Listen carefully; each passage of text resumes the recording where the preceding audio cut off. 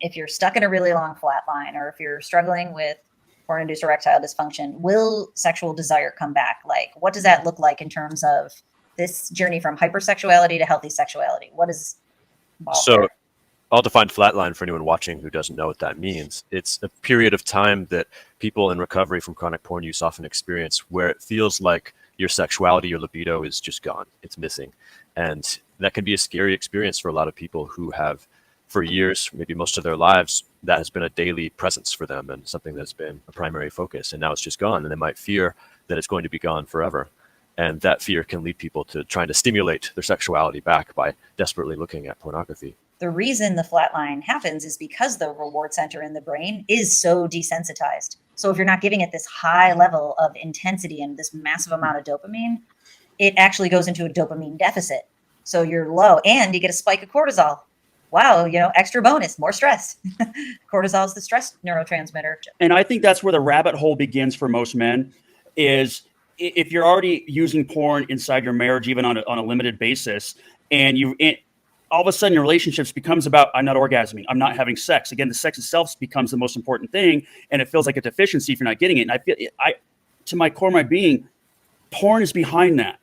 It's behind that driving thought of even if performance of I have to orgasm. We've got, that's been the whole thing we've watched for 30 years of guys cream pieing everywhere.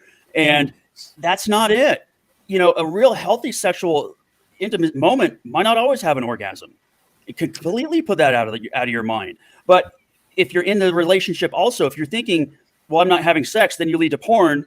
And now you're really putting more emphasis on the sex. And in your situation, Trish, now you can't have it because of the kids. It becomes a rabbit hole that goes real sour real quick. So many people who've watched porn for a long time, they have a porn-informed sexual script. So like, that's the first thing. If you want to bring your brain back online, is you have to, like you were just saying, rewire arousal basically is you have to flip the script, because actual sex is the polar opposite of porn. It takes a long time to build up to it, and it's short in the intense part. Flatlines tend to last, as far as I've seen, between 2 weeks and 2 months most of the time. I've seen them last a lot longer. One of the other people who have spoken out in this field, one of the first, was Gabe Deem, and he had at least a 9-month flatline right off the bat, where his sexuality was just completely gone, and it took 9 months of complete abstinence before it started to return. I was close to that. I was close. I was over a year. Yeah, I think that's really important. What you said is practicing just being close to someone, being naked with someone, while removing the expectations of performance. If you're in a flatline and you're scared to try because you know that you don't feel your libido, it doesn't mean you can't be intimate. And if you're getting comfortable, just like giving massages, caressing, touching, and you're there for hours, you might find, oh, actually, I think my libido is in there somewhere, And if it's been more than 6 months, usually I'll just suggest start doing the opposite. Maybe they're passively waiting for their sexuality to return, and it's been 8 months.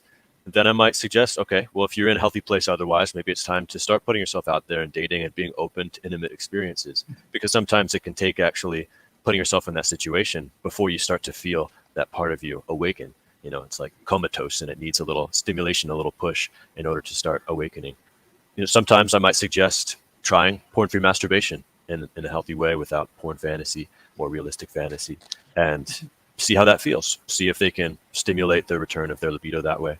But again, this is only for very long flatlines. Vast majority of the time, they end on their own. You don't need to do anything or stimulate the end of the flatline. If you are in a relationship with a partner that is aware of this, I go through my program of how to do it, because for me, it was really rewiring arousal. I lost the complete ability to have arousal intimately with another person, because it was strictly wired to fantasy and porn.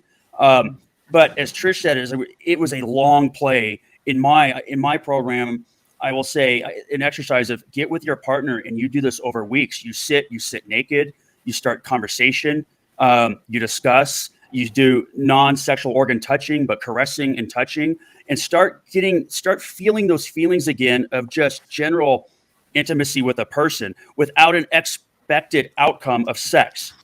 And that helped me to start really reconnecting the arousal to this human being and this person. And that way. If you don't have a partner, get out there and engage and meet more people and laugh, right? Just laugh with people and connect with people. And before you know it, your libido is going to come back online. And that goes back to that female attraction, is that you're doing it in a really healthy way that builds over time. And, you have to think of it as a marathon, not a sprint.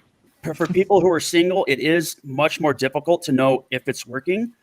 I know in my world, because I went 8 months without sex, but I was single, and I'm like, is this working or not? I don't know. I feel like I want to get out more. I'm more motivated to do things. But my issue in my life was not so much being able to get erections. I could get erections, but I was never able to orgasm in my life. And up until I was 40 some years old, I jokingly say I can count on one hand how many times I'd orgasm from sex. 8 months in, after this was going on, where I knew it was rewiring, is I went out and found a friend, a hookup I'd had in the past. Not for everybody, but I had sex, and for the first time in my life, I orgasmed in like a minute and a half. And the look was like, really? Is that it? And I'm like, yeah, like you're in my mind. And they're like, okay, I'll lose your number. But again, it will come back. But there are certain things that you can do. And I like your idea of self-touch, but you have to re-equate your body to touch and feel and mental association. So what I encourage people as part of my program, and probably all of yours, is that, really figuring out what your stressors are in your life and getting rid of as many as you can. Which, you can't get rid of everything. I have 6 kids. I would love to get rid of 4 of them and have 2 kids, and it would just be so easy. But so you can't get rid of your 6 kids. But what I can do is change my schedule so I can manage my life better within that. So really figuring how to decrease stress, because that's going to bring the cortisol down, and then get some really healthy stress management. So our programs are going to help you how to deal healthy with stress in life in positive ways. And that's going to help whether you know it or not. You're going to bring cortisol down, and then go find the dopamine in the world. And it's difficult to do. So when you join, if you like chess and you join chess club, now you're getting serotonin, lower levels of dopamine, and oxytocin. You're retraining your brain. Dopamine comes from the world. I talk in terms of brain cookies. Like your brain is going to get those brain cookies one way or another. So if you completely stop porn, completely stop masturbation, and have no sexual outlet, your brain is going to get those cookies one way or another. So I recommend what I call the MENDS, like mending a fence. It's an acronym. M is for mindfulness, E is for exercise, N is for nutrition, D is for drinking water, and S is for sleep or rest. So that they need to take care of they need to mend the fence. I have people do something that I call an executive function project. And if you get into anybody's program, the program is an executive function project. So this is the beauty of being in a program, is that there's a beginning, a middle, and a lifetime, but you start doing smaller steps towards a bigger thing. That's how you rewire the reward center in your brain and your frontal lobe. So literally taking a program is retraining your brain to take baby steps towards gratification. And it does not happen overnight. So that's one thing: stress reduction, executive function, and healthy intimacy. So the good news is that unless somebody has a physical problem, that is totally reversible. I have not had a client yet with porn-induced erectile dysfunction that has not been able to come around. Pun intended, Eric. I thought of that. I saw your face go. I want to touch upon this because this was my own life. And I encourage all my men in the group, after a year of abstaining from porn, if you're still having issues with fatigue, depression, or all these type of things, definitely go to a naturopath or somebody that can actually test, because this was in my own life. A lot of stuff changed in my life after porn, but it was still not 100%. And there was a lot going in my life. And whether it was attributed to porn or not, when I went and got tested, I realized my thyroid had gone bad. My testosterone levels were low. My cortisols weren't shooting. DHEA wasn't being produced in my body.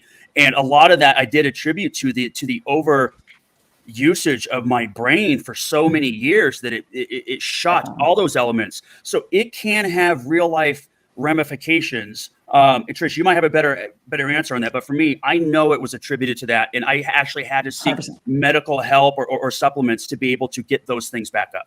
But supplements can be, basically you've depleted your system. So you're putting back in what has been depleted to help your system come back online. And that's what helps you go from dysregulated, dis-ease, out of ease, back into ease. And yeah, very important.